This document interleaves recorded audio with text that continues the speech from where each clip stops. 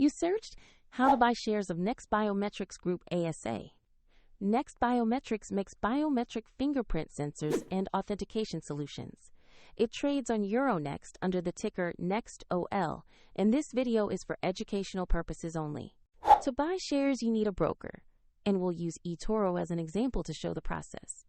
After registering, you must verify your account with an identity document and add funds to place trades. Use the platform search bar and enter the ticker NEXT.OL to find the listing.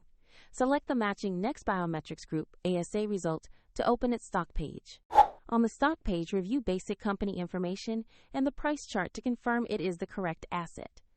Check that both the company name and ticker match before proceeding. Click Invest or Buy. Choose the amount you want to allocate, then carefully review and confirm the order. If the market is closed, the order may be queued until it reopens, and if you do not have enough funds, the platform will prompt you to add them before confirming. Once executed, your position will appear in your portfolio where you can monitor it. For the example link and further details, please check the description below.